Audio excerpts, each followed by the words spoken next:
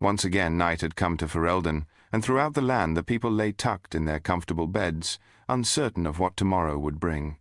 Even in the camp of the Grey Warden and his companions, all was quiet and still. Only the faint sound of snoring coming from Alistair's tent and the occasional bark from the Warden's Mabari disrupted the silence. Still, though, a lone lamp flickered against the darkness. It was the Warden's lamp. He was entertaining a guest of the most intimate variety. The witch, Morrigan, joined him in his tent as she had done nearly every night. The passion they shared would rage out of control and consume them, leaving them both exhausted and spent. Afterward, Morrigan would gather her clothes, rush out the tent, and scramble back to her own, trying her best to stay to the shadows so as not to be seen by the others. But this night something different happened, something that she both hoped and feared he would do. She lay naked beside him, nestled in his large bedroll. Both of them were drenched with sweat from intense lovemaking. The witch's breathing was still heavy and labored, and her heart pounded heavily in her chest. He had introduced her to something new this night, something the witch found she liked rather a lot, and she was feeling especially satisfied. "Thank you, my sweet," she said, turning to place a soft kiss on his cheek before pulling herself out of the bedroll and gathering her clothes. "You don't have to rush off. Since you're already here, and I'm here, and I have this nice soft spot next to me just big enough," he replied, trying to lead her with his eyes. "What are you saying?" "Why don't you stay with me tonight?" "Do not be absurd. 'Tis positively out of the question." "Why?"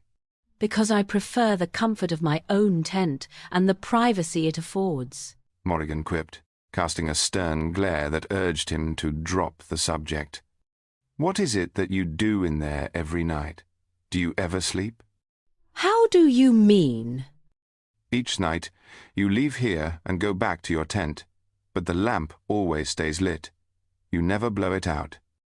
"If you must know, I've many preparations that must be made each day, and it requires a great deal of time and effort. Time I am wasting by being here with you. Admittedly, I've fallen asleep on occasion while studying some ancient texts, and hadn't doused the lamp." "You do that every night? I don't buy it." "Are you truly implying that I have some ulterior motive for leaving my lamp burning?" "No, but you are hiding something. What is it you're not wanting to tell me?" "I hide nothing. If I desire to have my lamp burning, then I shall do so.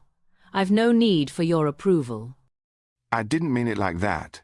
What I was trying to say is that you can trust me," the Warden gently reassured, while he gazed into her soft, golden eyes.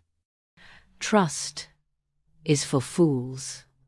"That may be so, but I have to know that you trust me. What we have together is great, but I want more, and I think you do too." "What we want bears no relevance." "Yes, it does. What we want means everything, and I want to be with you." "Do not say such things. Damn this weakness which torments me." "Morrigan," he whispered as he put his hand against her chin and gently brought her eyes back to meet his. "We both know how we feel about each other. Not saying the words doesn't mean it isn't so. You know I could never hurt you. Let me show you that you can trust me." "You could hurt me far greater than any other," the witch thought to herself. "And exactly how do you propose we accomplish that?" "Start with something small. Tell me why you leave your lamp on." The witch groaned and rolled her eyes. "And we are back to that again, are we?" "That's not something small, is it?" he asked, finally realizing the matter was bigger than he thought. "You're afraid of the dark, aren't you?" "You simply will not drop the matter, will you? I tire of this. I am leaving." "Wait. I'm sorry. I'll shut up about it. Just stay with me. Don't leave this time." "If it will get you to keep quiet, then I shall stay this one time," she said, moving away from the tent opening and joining him once more in his bedroll.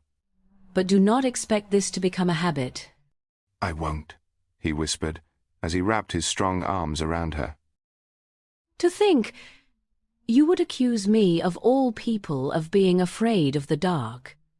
I, who have seen and heard things that would freeze the very blood in your veins. I am all too familiar with the darkness and the creatures that reside there, having been in their presence countless times.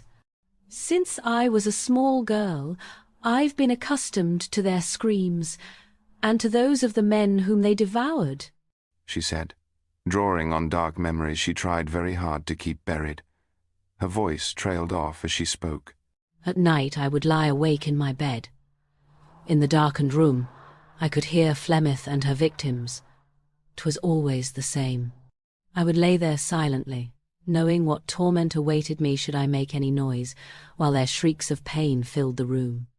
And then came the screams and cries of the foul, hideous beasts come to flay the poor man's flesh. I see it clearly in my head each night. I hear the sounds of the men as they cried out in pain, and the savage howls of the creatures who came to feast on them. No, 'tis not the dark that I fear. 'Tis the creatures that hide within it. Morrigan. It's all right. After everything you've seen, it's understandable. I'll not have you thinking me afraid of the dark. I merely dislike it, she replied defensively, trying very hard not to succumb to the immense embarrassment she was feeling. You have my promise. I won't tell a soul, he assured, as he leaned over to blow out the lamp. Would you mind? I think we can leave this burning for tonight, the warden replied, as he rolled back over and scooped the witch up in his arms. He said slyly, Now, let me properly welcome you into my bed. That sounds like a good idea, indeed.